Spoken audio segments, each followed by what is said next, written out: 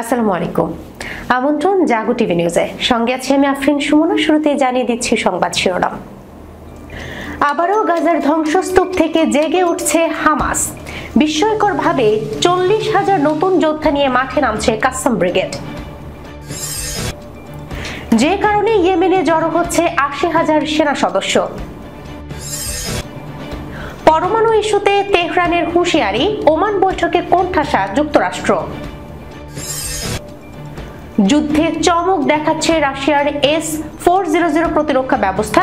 American F-16 যুদ্ধবিমান ধ্বংস, pilot নিহত। ইউক্রেনের প্রতিরক্ষায় বড় ধাক্কা।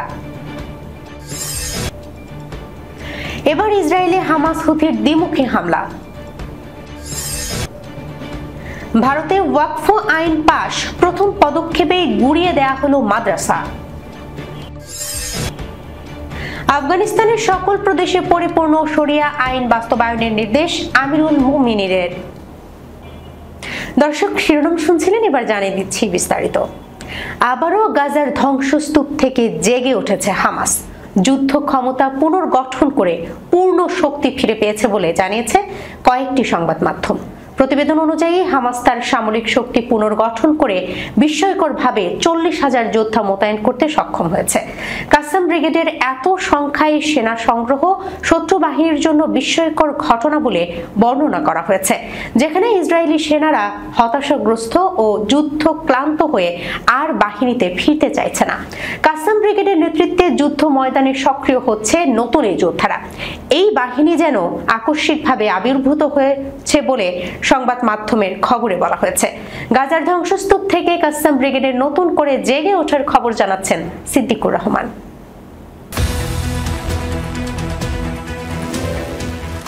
গাজার ভূগর্ভস্থ টানেল নেটওয়ার্কের কিছু অংশ ইসরায়েলি বাহিনীর নিয়ন্ত্রণে থাকলেও হামাস তার কৌশল পরিবর্তন করে নতুনভাবে সংগঠিত হচ্ছে। ইসরায়েলি বাহিনীর ধ্বংসযজ্ঞের পরও বর্তমানে প্রায় 40,000 যোদ্ধা রয়েছে বলে অনুমান করা হচ্ছে। গাজায় টানেল নেটওয়ার্ক লক্ষ্য করে ইসরায়েলি প্রতিরক্ষা বাহিনীর অভিযানের পর হামাস এখন ভূ উপরিভাগের যুদ্ধ কৌশলের দিকে ঝুঁকছে। ড্রোন, আইইডি এবং অতর্কিত আক্রমণের কৌশলের উপর নির্ভর করছে। প্রতিরক্ষা কর্মকর্তাদের প্রতিবেদন অনুযায়ী হামাস তার সদস্য সংখ্যা বিস্ময়করভাবে পুনর্গঠন করেছে এবং এখন তারা প্রায় 40,000 যোদ্ধা নিয়ে মাঠে রয়েছেন। আইডিএফ বাহিনী গাজার টানেল নেটওয়ার্কের কিছু অংশ নিয়ন্ত্রণ করলেও হামাস তার কৌশল পরিবর্তন করেছে, আইইডি এবং গুণগত অস্ত্র উৎপাদনের দিকে মনোনিবেশ করেছে। গোয়েন্দা তথ্য অনুসারে গাজায় হামাসের প্রতি উল্লেখযোগ্য সমর্থন রয়েছে। অন্যদিকে স্বাধীনতাকামী এই গোষ্ঠীকে উৎখাত করার জন্য অভ্যন্তরীণ গোত্রীয় চাপ অত্যন্ত দুর্বল। গাজায় মানবিক সংকটের কারণে হামাস ঘনবসতিপূর্ণ এলাকা থেকে আক্রমণ চালানো এড়িয়ে চলছে। এদিকে সীমিত টানেল ধ্বংস এবং কৌশলগত বাফার জোন সম্প্রসারণের মাধ্যমে আইডিএফের অভিযান অব্যাহত রয়েছে। সেনাবাহিনীর ধারণা করছে যে বহু হামাস যোদ্ধা এখন আল মাওয়াসি মানবিক অঞ্চলে লুকিয়ে রয়েছে।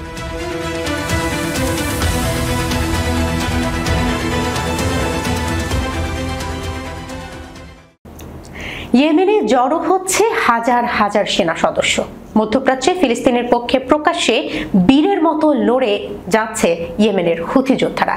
এজন্য আমেরিকা ইসরায়েলের তোপের মুখে পড়েছে গোষ্ঠীটি। হুথিরা ইয়েমেনের শক্তিশালী বিদ্রোহী শক্তি হিসেবে পরিচিত।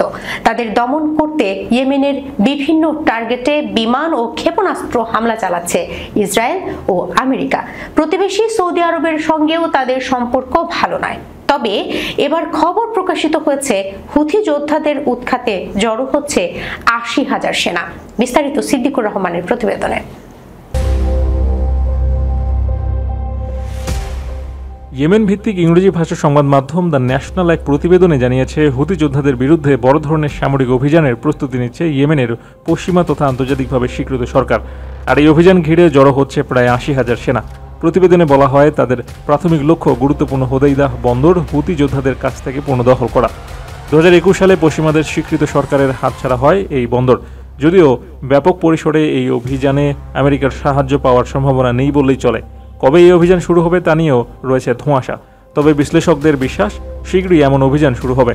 বিশ্লেষকরা বলছেন, গেল মার্চ থেকে যুক্তরাষ্ট্র ইয়েমেনে নতুন করে বিমান হামলা শুরু করে। এরপরে ইয়েমেনের পশ্চিমাদের স্বীকৃত সরকার হোদাইদা পুনর্দখলের পরিকল্পনা হাতে নেয়। বন্দরনগরীতে মার্কিন হামলায় বিদ্রোহীদের গুরুত্বপূর্ণ কয়েকজন নেতা নিহত হয় বলে খবর বেরোয়। এতে করে গ্রুপটি দুর্বল হয়ে পড়েছে বলে মনে করছেন অনেক বিশ্লেষক। এমত অবস্থায় প্রায় 80,000 সৈন্য জড়ো করে বন্দরনগরীর দিকে যাওয়ার পরিকল্পনা নিয়েছে সরকার। শুধু হোদাইদাহ বন্দরই নয়, এই অভিযান পরিচালনা করা হবে 5th ডিস্ট্রিক্ট নামে পরিচিত পশ্চিমাঞ্চলীয় ইয়েমেন ও দক্ষিণাঞ্চলীয় 23 প্রদেশেও। বলা হচ্ছে হোদেইদাহ দখল হবে রাজধানী সানাহ অভিমুখে মার্চ করার আগের গ্রাউন্ড ওয়ার। 2014 সাল থেকে সানা দখল করে রেখেছে হুতি যোদ্ধারা। এরপর থেকে গৃহযুদ্ধ চলছে দেশটিতে। পরবর্তীতে পশ্চিমা স্বীকৃত ইয়েমেনের সরকারের সমর্থনে যুদ্ধাভিযান শুরু করে সৌদি আরব।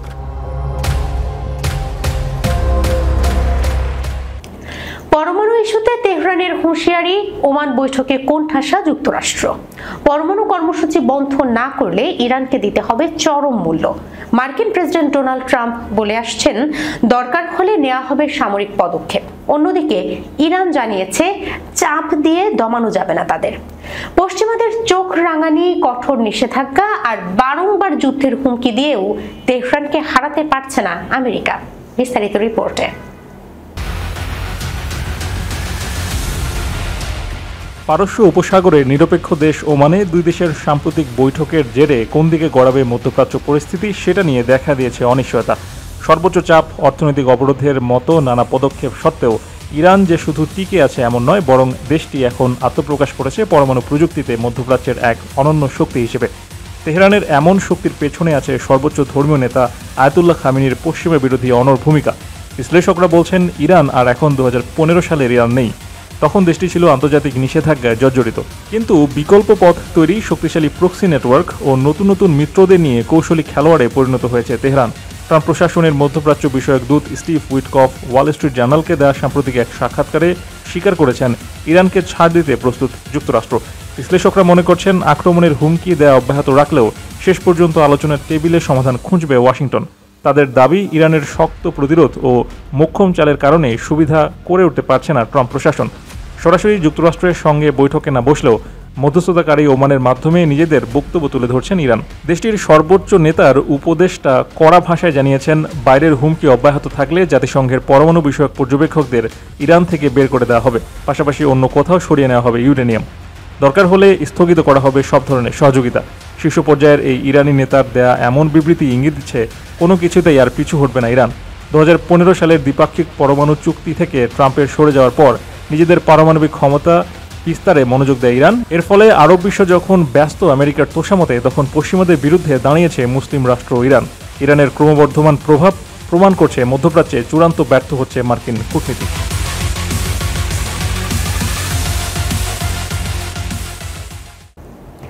যুদ্ধে চমক দেখাচ্ছে রাশিয়ার S-400 প্রতিরক্ষা ব্যবস্থা। আমেরিকান F-16 যুদ্ধবিমান ধ্বংস, পাইলট নিহত, যা ইউক্রেনের প্রতিরক্ষার জন্য বড় ধাক্কা হিসেবে বিবেচিত হচ্ছে। একটি মার্কিন নির্মিত F-16 যুদ্ধবিমান রাশিয়ার S-400 বিমান বিধ্বংসী ক্ষেপণাস্ত্র ব্যবস্থার আঘাতে ধ্বংস হয়েছে বলে নিশ্চিত করা হয়েছে। এই ঘটনায় ইউক্রেনীয় পাইলট নিহত হয়েছেন, যা ইউক্রেনের প্রতিরক্ষা ব্যবস্থায় একটি বড় আঘাত হিসেবে দেখা হচ্ছে।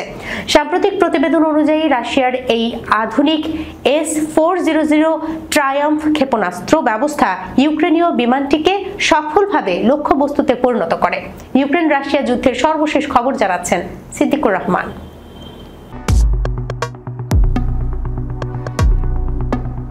F-16 যুদ্ধবিমান রাশিয়ার S-400 বিমান বিধ্বংসী ক্ষেপণাস্ত্রের আঘাতে ধ্বংস হওয়ার এই ঘটনাটি ইউক্রেন রাশিয়া যুদ্ধে আকাশপথে ক্রমবর্ধমান প্রতিযোগিতার ইঙ্গিত দিচ্ছে। বিশ্লেষকরা বলছেন, পশ্চিমা দেশগুলো থেকে পাওয়া F-16 বিমান ইউক্রেনের বিমান বাহিনীর জন্য একটি গুরুত্বপূর্ণ সম্পদ ছিল। এই ক্ষয় ইউক্রেনের প্রতিরক্ষা সক্ষমতাকে দুর্বল করে দিতে পারে। রাশিয়ার প্রতিরক্ষা মন্ত্রণালয় এই সাফল্য দাবি করলেও ইউক্রেনীয় কর্তৃপক্ষ এখনও ঘটনার বিস্তারিত তদন্ত করছে। এই ঘটনা আন্তর্জাতিক সম্প্রদায়ের কাছে আবারও প্রশ্ন তুলছে যে, কিভাবে ইউক্রেন রাশিয়ার এই ধরনের উন্নত বিমান বিধ্বংসী ব্যবস্থার বিরুদ্ধে কার্যকর প্রতিরোধ গড়ে তুলতে পারে। এই আক্রমণ সামরিক বিশ্লেষকদের মতে রাশিয়ার বিমান বিধ্বংসী সক্ষমতার ব্যাপকতা এবং ইউক্রেনের জন্য পশ্চিমা সরবরাহকৃত অস্ত্রের সীমাবদ্ধতা উভয়ই নির্দেশ করে। S-400 ট্রায়াম্ফ ন্যাটোর কাছে, যা SA-21 গ্রাউলার নামে পরিচিত, রাশিয়ার বিমান বিধ্বংসী নেটওয়ার্কের একটি মৌলিক স্তম্ভ। S-400 ট্রায়াম্ফ 1990 এর দশকে রাশিয়ার NPO আলমাস দ্বারা S-300 পরিবারের উন্নত সংস্করণ হিসেবে বিকশিত। S-400 2007 সালে সেনাবাহিনীর পরিষেবাতে যুক্ত হয় এবং এরপর থেকে বিশ্বের সবচেয়ে উন্নত ভূমি থেকে বায়ু ক্ষেপণাস্ত্র ব্যবস্থাগুলোর মধ্যে একটি হয়ে উঠেছে। এটি 250 মাইল পর্যন্ত পরিসরে লক্ষ্যবস্তুকে আঘাত হানতে পারে। তার দীর্ঘ পরিসরে ক্ষেপণাস্ত্র দিয়ে দ্রুতগামী জেট বিমানের বিরুদ্ধে বেশি ব্যবহৃত হয়।